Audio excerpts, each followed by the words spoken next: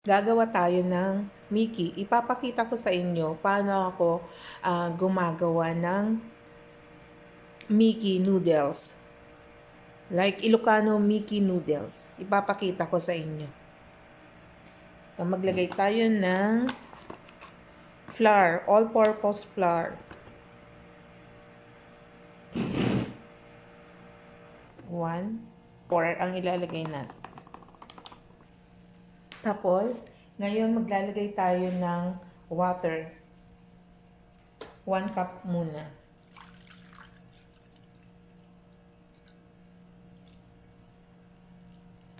Ayan. Cup muna yung linagay natin.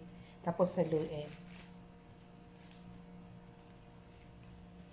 Pero bago tayo nag-start, syempre, unang-una sa lahat, lininisan ko muna ang kamay ko. Hinugasan ko muna.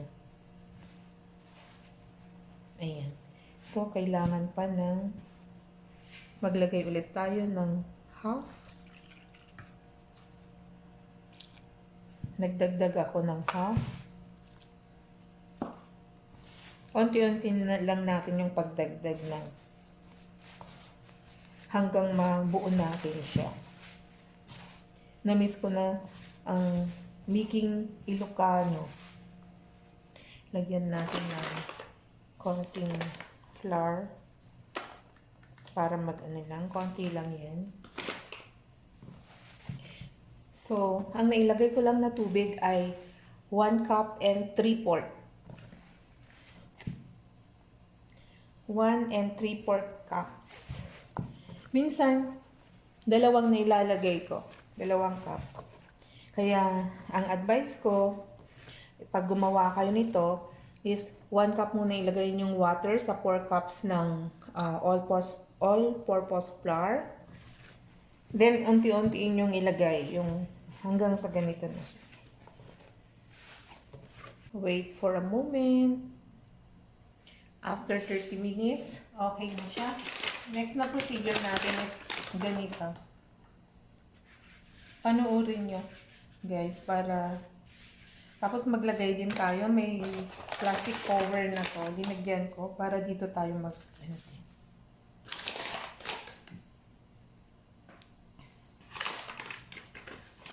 It's better.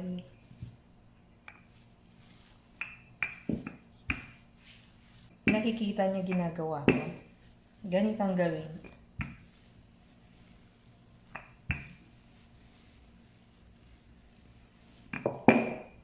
Homemade Mickey. Homemade Mickey noodles.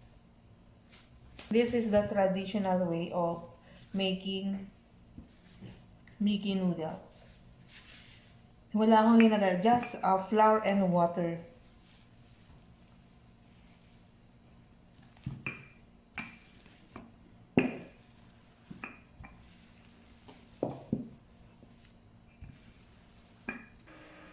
Ayan, binilog-bilog ko sila ng maliliit. Then, patuloy tayo sa ating ginagawa. Ayan. Tapos, ganun pa rin.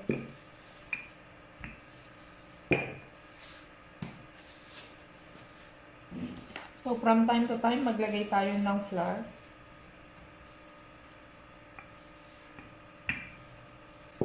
Okay lang din naman na gumawa ko ng bigger version of this.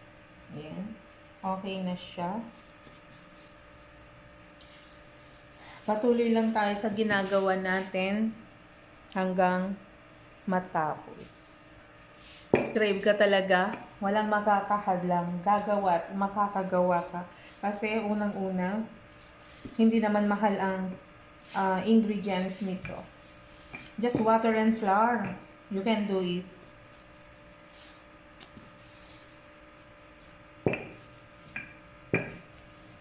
Tiyaga lang para makakain ng masarap, diba? Ipa-air dry natin. Ito na ang ating nagawa.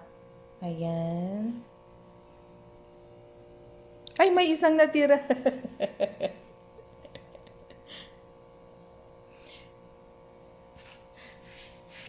Panoorin.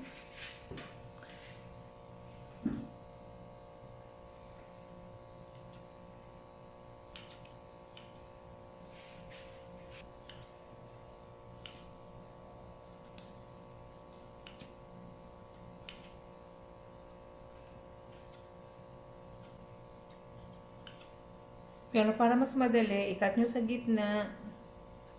Like this. Then, go.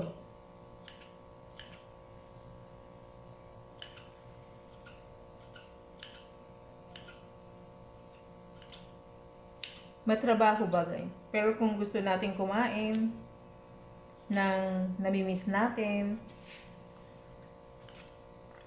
hindi, pag sanay ka nang gumawa, saglit lang to. Tignan niyo. Ayan, pinakita ko lang kung paano. Eto na siya. I-air dry natin ng 1 oras. Ayan. Madami. Yung 4 cups. Thank you for watching. Have a nice day, everyone.